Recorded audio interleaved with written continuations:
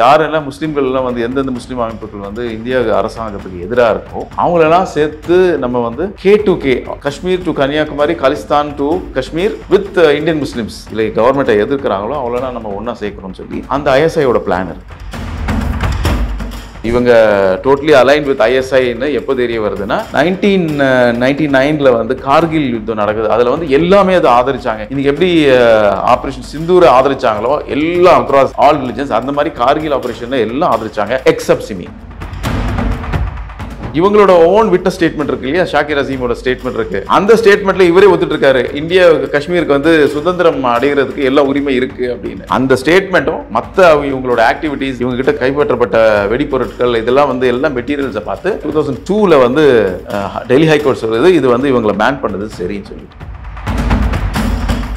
Khaja Maideen subsequently என்ன ஆகிறாருன்னா அவர் ISIS உருவாக்குறாரு தமிழ்நாட்டுக்கு அவர் தான் ஒரு ஹெட். சில மர்டர்ஸ்லாம் அங்கே நடக்குது, தமிழ்நாட்டிலேயே நடக்குது. அது ஸ்பெஷல், அது ஒரு ட்ரையல் தனியாக போயிட்டு இருக்கு. ஸோ இவரோட ஆக்டிவிட்டீஸ்னா இது ஒரு தீவிரவாதத்துக்கு இது பேஸா அமைஞ்சிருக்கு. தீவிரவாதம் இவங்க பண்ணியிருக்கிறாங்க, ISIயோட சேர்ந்து பண்றாங்க.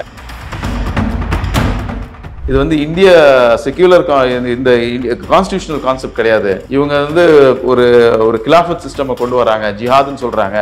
இதுக்கு நம்ம constitutional scheme of constitution of இந்தியாவுக்கும் இதுக்கு சம்பந்தம் கிடையாது, நேர் எதிராக இருக்குன்னு சொல்லி சுப்ரீம் கோர்ட்டும் 2 நாளுக்கு முன்னாடி இதை டிஸ்மிஸ் பண்ணியிருக்கு. இந்த மாதிரி ஆக்டிவிட்டிஸ் அவங்க பண்றாங்க. இது ஒண்ணு வந்து பாஜக தான் இதை வந்து பழி சுமத்துதுன்னு இல்லை. 1983 இருந்து 1991 வரைக்கும் காங்கிரஸ் ரிஜிம் தான். அதுல நீங்க வந்து 92 வந்து மாற்றீங்க, அதுவும் காங்கிரஸ் ரிஜிம் தான். ISIயோட கூட்ட சேர்ந்தது எப்போ? 1984. யார் சென்ட்ரல் கவர்மெண்ட்ல ஆட்சி இருந்தா? 92 வரைக்கும் யார் ஆட்சியில இருந்தா? நீங்க வந்து மெட்ரா ஸ்டாக் எக்ஸ்சேஞ்சை வந்து இங்க பாம்பு வைக்கிறதுக்கு ரெசி பண்ணீங்கன்னு சுப்ரீம் கோர்ட்லயே வந்து ப்ரூவ் ஆயிருக்கு. அது ரெசி ஏன்? அது யார்? அப்போ யார்? பாஜக ஆட்சி அப்போ இல்லையே, காங்கிரஸ் ஆட்சி தானே. சோ அப்போ இதுல இருந்து என்ன தெரியுதுன்னா இது காங்கிரஸோ பிஜேபி கிடையாது. நீங்க வந்து காங்கிரஸ் இருந்தாலும் இந்த ஆக்டிவிட்டி பண்றீங்க, பிஜேபி இருந்தாலும் இந்த மாதிரி ஆன்டி நேஷனல் ஆக்டிவிட்டிஸ் பண்றீங்க.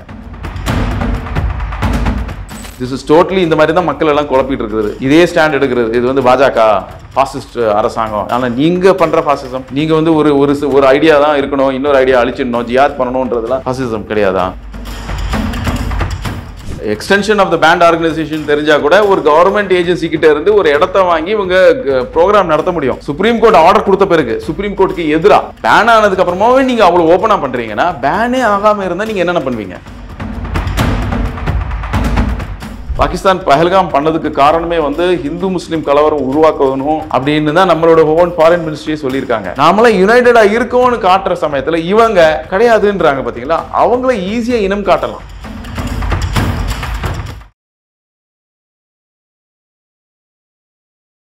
இளைய பாரத நேயர்களுக்கு வணக்கம். இன்னைக்கு நம்ம நேர்காணலில் நம்ம சிறப்பு விருந்தினர் எக்ஸ்பர்ட் ஆன் ஃபண்டமெண்டலிசம் இருக்கக்கூடிய சௌகத் அலி சார் அவர்கள் தான்.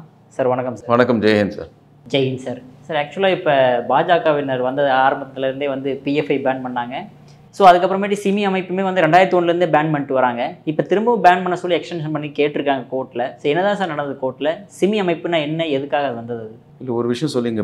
ஒரு அலிகேஷன் இருக்குது, பிஜேபி தான் அதை பேன் பண்ணுது அப்படின்னு சொல்லிட்டு. அது பிஜேபியில் காங்கிரஸ் சமயத்தில் கூட 2008 பேன் சப்போர்ட் பண்ணி தான் காங்கிரஸு ட்ரிபுனலில் சொல்லியிருக்காங்க.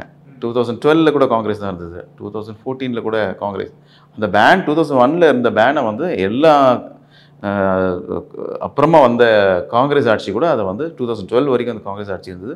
14 வந்து ஆட்சி மாறதுக்கு முன்னாடி கூட காங்கிரஸ் வந்து ட்ரிபுனலில் இந்த அமைப்பை வந்து தடை செஞ்சது சரின்னு தான் சொல்லியிருக்காங்க.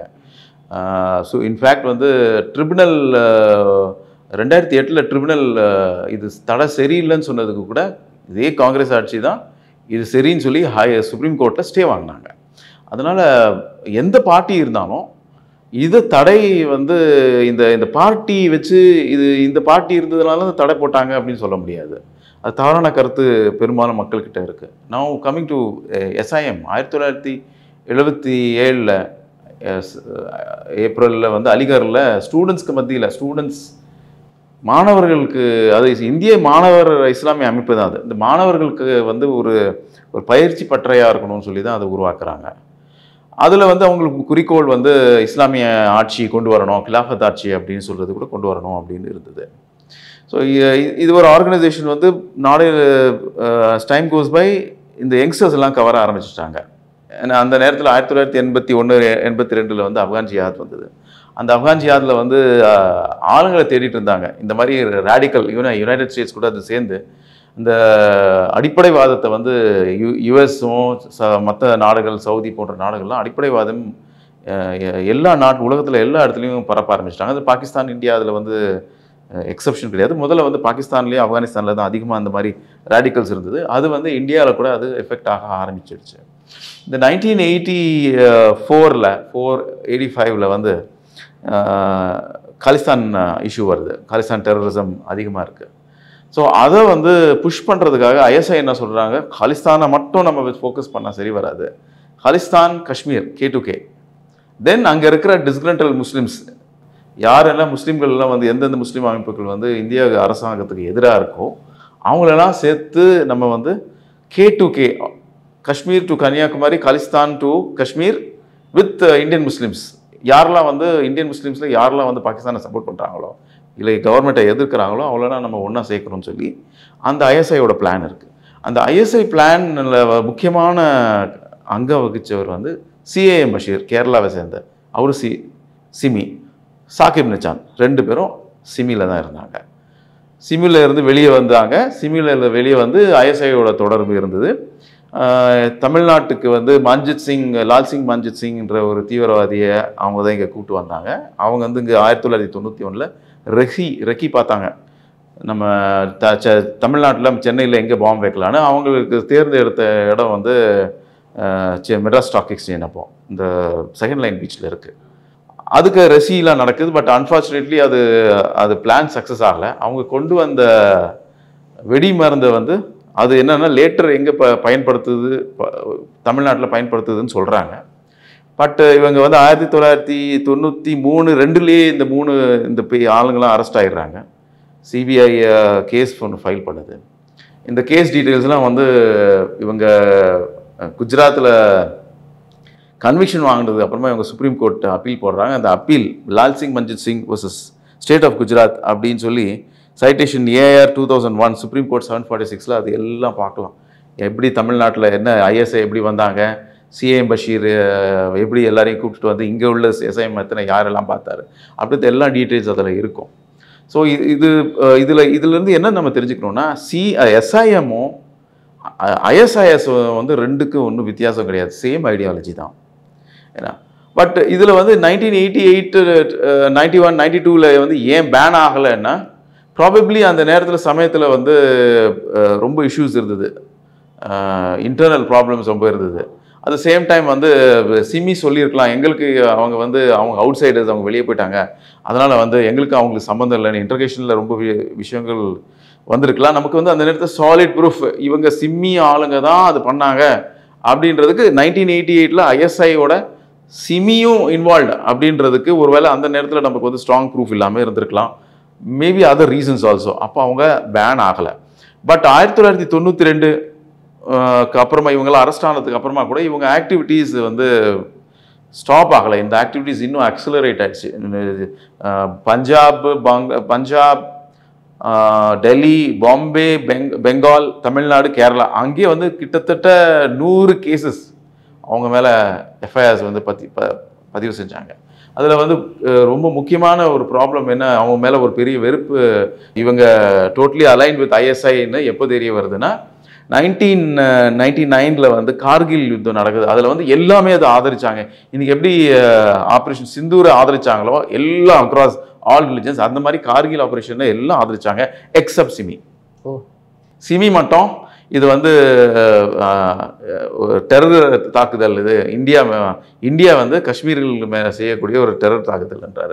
அட் த சேம் டைம் நம்ம என்ன பார்க்கணும்னா தமிழ்நாட்டில் வந்து 1997 98 இந்த காலகட்டத்திலலாம் பாம்பு பிளாஸ்ட், திருச்சி அந்த ட்ரெயின் பாம்பு பிளாஸ்ட் நடக்குது, அப்புறமா வந்து கோயம்புத்தூர் பாம்பு பிளாஸ்ட் நடக்குது. அந்த காலகட்டத்தில் சிமி செய்தி மடல் அப்படின்னு ஒரு நியூஸ் அவங்களுடைய வாராந்திர மாதம் ஒரு மந்த்லி என்னன்னு தெரியல, அதில் வந்து காஷ்மீர் இந்தியாவின் கொசவோ அந்த காலத்தில் ரொம்ப பரவலாக பேசப்பட்டது. நேட்டோ படைகள் வந்து சர்பியா மேலே வந்து படையெடுத்தாங்க. அப்போ என்ன பேசுனாங்கன்னா பரவலாக என்ன பேசப்பட்டதுன்னா கொசவோவில் இருக்கிற முஸ்லீம்லாம் இனப்படுகொலை செஞ்சுட்டாங்க அப்படின்னு. அந்த ஃபார்முலாவை இங்கே அவங்க யூஸ் பண்ணாங்க. காஷ்மீரில் நடக்கிறதும் இங்கே ஒரு இனப்படுகொலை தான். இதுக்கு வந்து இந்தியா மேலே நேட்டோ கூட இந்தியா மேலே தாக்குதல் நடத்தணுன்ற மாதிரிலாம் பேசுனாங்க அவங்க. அப்போ வந்து பின்லாடன் ஒரு பெரிய ஃபேமஸ் ஃபிகர். அப்போ 9/11 நடக்கலை.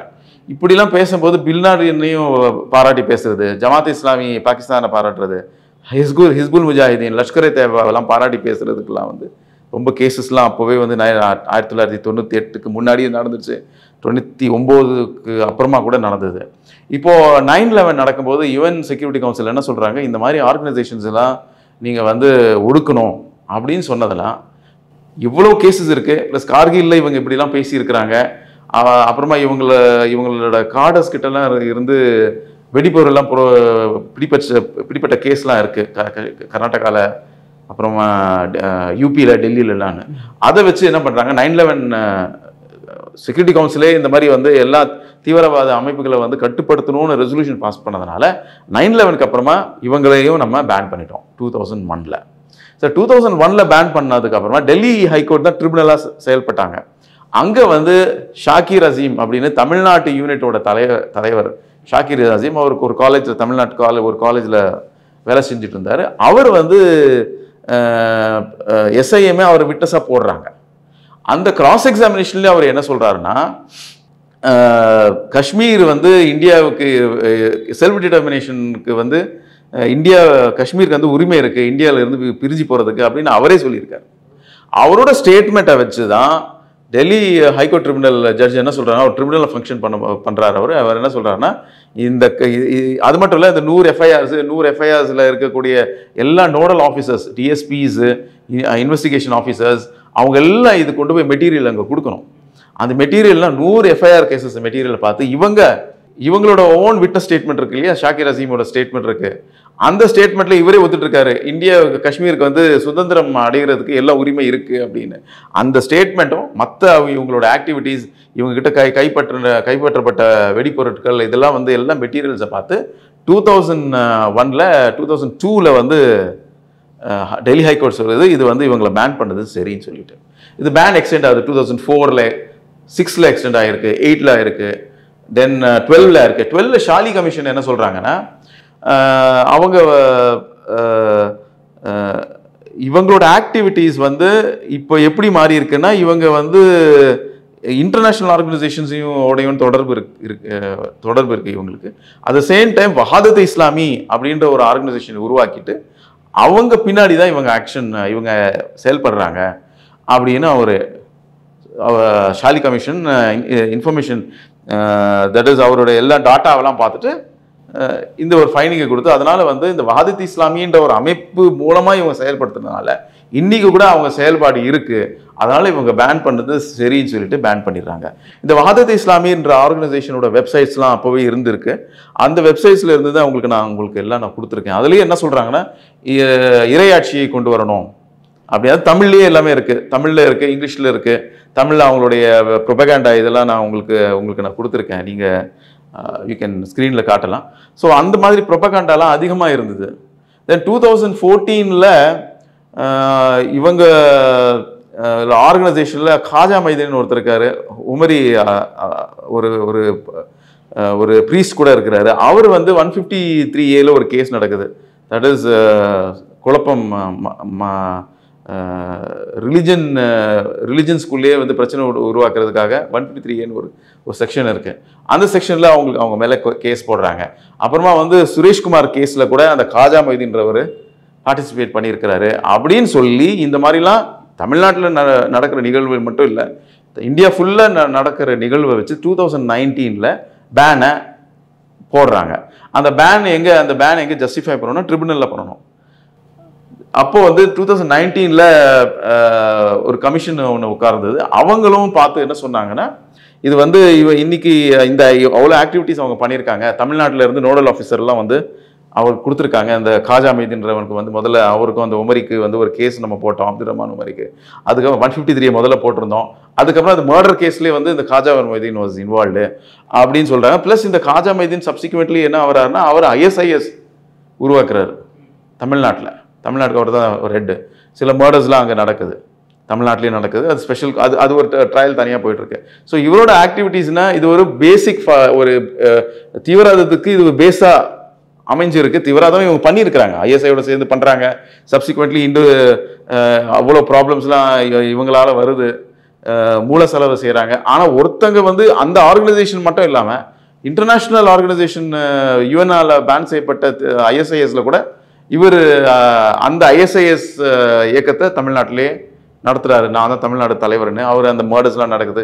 He gets arrested. ஸோ அந்த கமிஷன் 2019 அந்த கமிஷன் கிளியரா சொல்லுது, இன்னைக்கு கூட வஹாதத்தே இஸ்லாமி என்ற ஒரு அமைப்பு வந்து சிமி தான் அந்த அமைப்பை வந்து வழி நடத்துதுன்னு. இதுக்கு முன்னாடி இந்த 2009 பேனுக்கு முன்னாடியே வந்து என்ஐஏ வந்து அபுதுஜனா அப்படின்னு ஒருத்தர் இருக்கா, இந்தியாவில் வந்து ஜிஹாத் செய்யணும், இந்தியாவில் வந்து இஸ்லாமிய ஆட்சி கொண்டு வரணும் அப்படின்ற ஒரு அமைப்பு ஒன்று இருக்கு. அந்த அமைப்பில் வந்து 19 பேரை வந்து துபாயிலேருந்து டிபோர்ட் பண்ணுறாங்க, என்ஐஏ கேஸ் ஃபைல் பண்ணுறான். அந்த டாக்குமெண்ட்ஸும் ப்ரொடியூஸ் ஆகுது. ஷாலி அந்த மேத்தா கமிஷன் என்ன சொல்லுதுன்னா, எஸ் இது வந்து இவங்களை பேன் பண்ண வேண்டிய கட்டாயம் இருக்கு நமக்கு. இந்த அமைப்பு வந்து வஹாதத் இஸ்லாமின்ற அமைப்பு வச்சு அவங்களுடைய ஆக்டிவிட்டிஸை இப்போ 12 சொன்னது வந்து 2012 என்னென்ன காரணங்கள் சொன்னாங்களோ இப்போ இன்னும் ஃப்ரெஷ் காரணங்கள் இருக்கு, அதனால இந்த பேன் கண்டினியூ பண்ணணும்னு சொல்லி அந்த பேனை வந்து அப்பீல் பண்றாங்க 2019. தென் லேட்டர் ஆன் வந்து இப்போ அதை எதிர்த்து வந்து ஒருத்தர் அஹமத் சித்திகின்னு ஒருத்தர் சமூக ஆர்வலர்னு சொல்லிக்கிறாரு, மனித உரிமை ஆர்வலர், அவர் பெட்டிஷன் போட்டிருக்காரு. அவர் அது கூட இருக்கு, அவர் முன்னாள் மெம்பர் அப்படின்னு கூட சொல்றாங்க. பட் ஹைகோர்ட் சுப்ரீம் கோர்ட் என்ன சொல்லுதுன்னா, ஏன்னா அப்பீல் வந்து சுப்ரீம் கோர்ட்ல தான் இருக்கு, இந்த ஹைகோர்ட் ட்ரிபுனல்லே வந்து ஹைகோர்ட் ஜட்ஜ் தான். அவர் சுப்ரீம் கோர்ட்ல என்ன சொல்றாங்கன்னா, அது மட்டும் லோக்கல் ஸ்டாண்டை மட்டும் கிடையாது, இது பேன் பண்றதுக்காக எல்லா காரணங்கள் இருக்கு. ஏன்னா இவங்க வந்து ஹிலாஃபத் ஆட்சி கொண்டு வரணும்ன்றாங்க, இது டோட்டலா வந்து இந்தியன் கான்ஸ்டிடியூஷனுக்கு எதிராக இருக்கு, இவங்களோட கான்செப்ட்ஸ்லாம் வந்து இது வந்து இந்திய செக்யூலர் இந்த கான்ஸ்டிடியூஷனல் கான்செப்ட் கிடையாது, இவங்க வந்து ஒரு கிலாஃபத் சிஸ்டம் கொண்டு வராங்க, ஜிஹாத்னு சொல்றாங்க. இதுக்கு நம்ம constitutional scheme of constitution of இந்தியாவுக்கும் இதுக்கு சம்பந்தம் கிடையாது, நேர் எதிராக இருக்குன்னு சொல்லி சுப்ரீம் கோர்ட்டும் 2 நாளுக்கு முன்னாடி இதை டிஸ்மிஸ் பண்ணியிருக்கு. ஸோ இப்போ நம்ம திருப்பி இந்த வஹாதத் இஸ்லாமின்னு பார்த்தா, அந்த வஹாதத் இஸ்லாமி சிமி என்னென்ன சொல்லுதோ, ஷூரா சிஸ்டம், எமிராத்னா ஸ்டேட் ஸ்ட்ரக்சர், அது எப்படின்னா ஆப்கானிஸ்தான்ல எமிராட்னு சொல்லியிருக்காங்க, அமீர் தான் இருப்பார், அமீர் தான் தலைவர், emirate, Afghanistan is an emirate. So Afghanistan மாதிரியான ஒரு ஷூரா சிஸ்டம், ஷூரானா கன்சல்டன்சி சிஸ்டம்.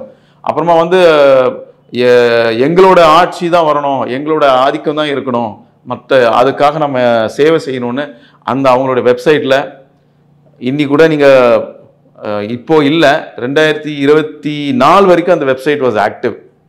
அந்த ஆக்டிவாக இருந்தது. அந்த வெப்சைட்டில் என்னென்ன சொல்லியிருந்தாங்க, என்ன மாதிரியான தீவிரவாதங்க அவங்க பரப்புனாங்க, அதை பற்றிலாம் நான் வந்து உங்களுக்கு அந்த இதெல்லாம் கொடுத்துருக்குறேன்.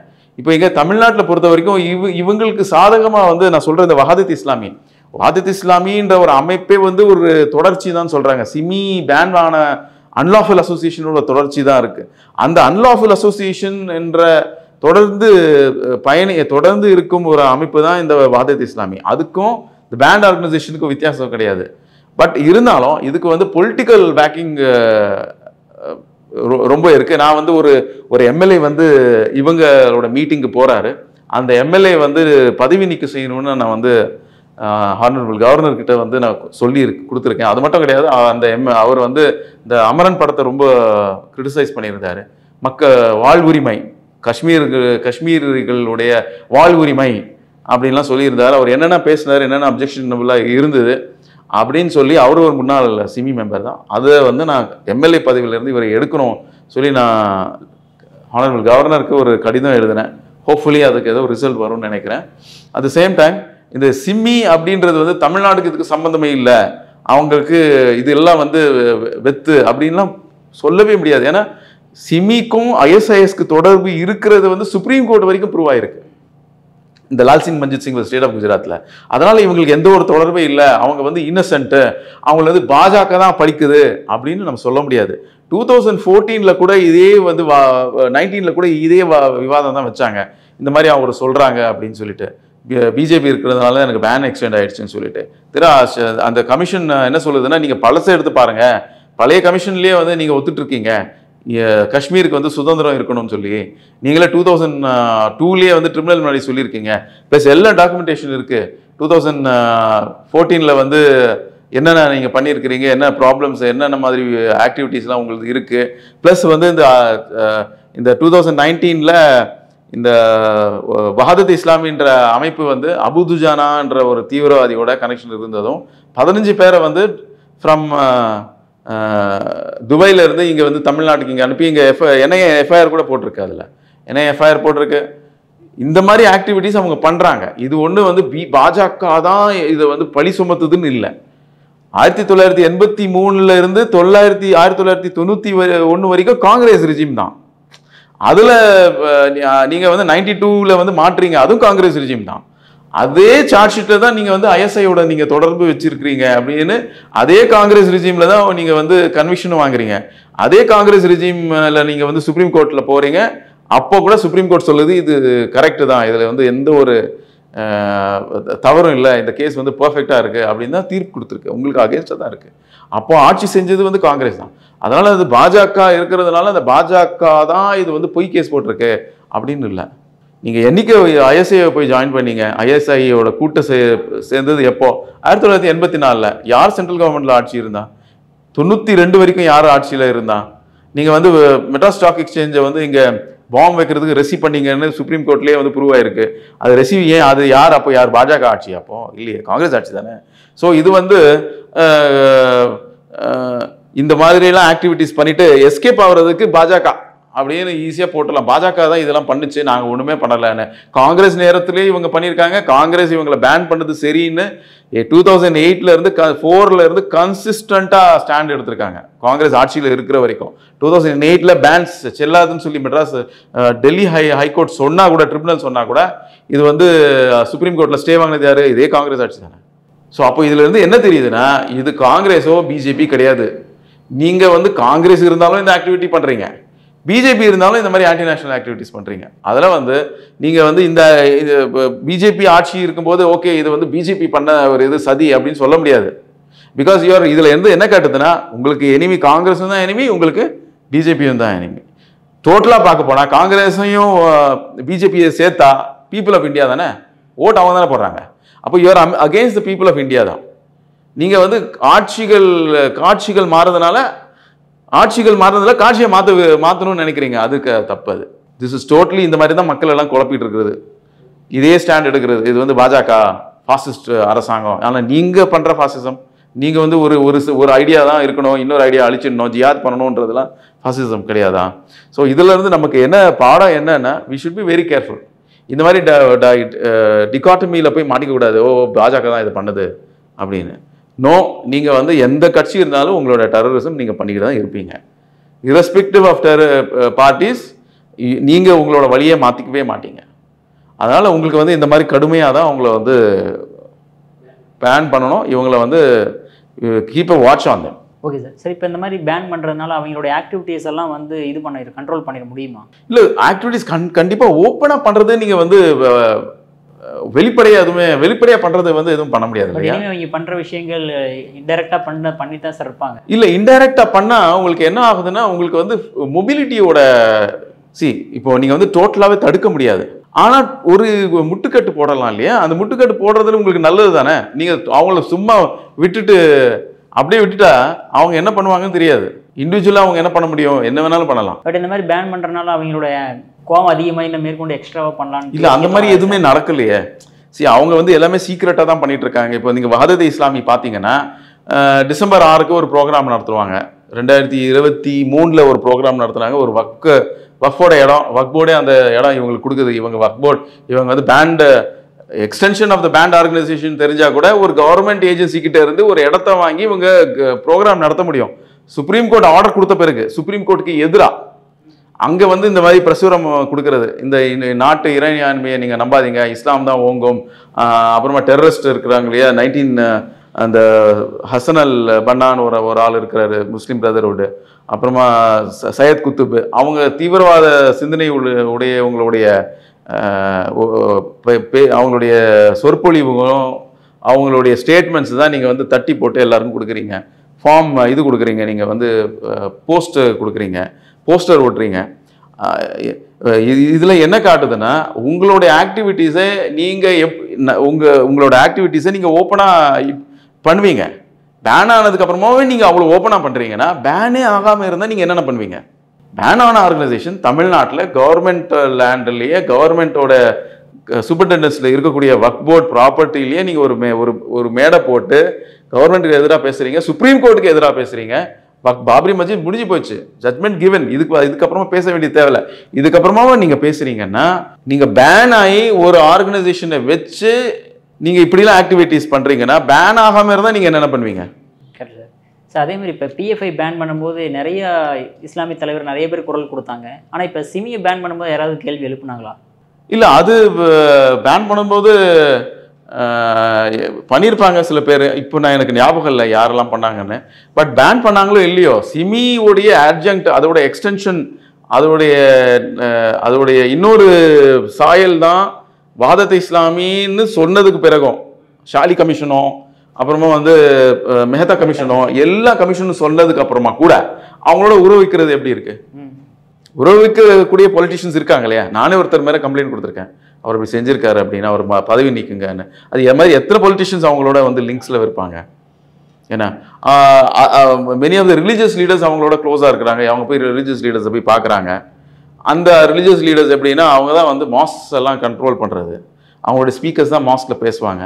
இப்போ நீங்கள் போய் அவங்கள இன்ஃப்ளூயன்ஸ் பண்ணிவிட்டு அவங்கள என்ன நீங்கள் கெடுத்துருக்கீங்க, என்ன வழி கெடுத்துருக்கீங்க, என்ன சொல்லியிருக்கீங்க நமக்கு தெரியாது.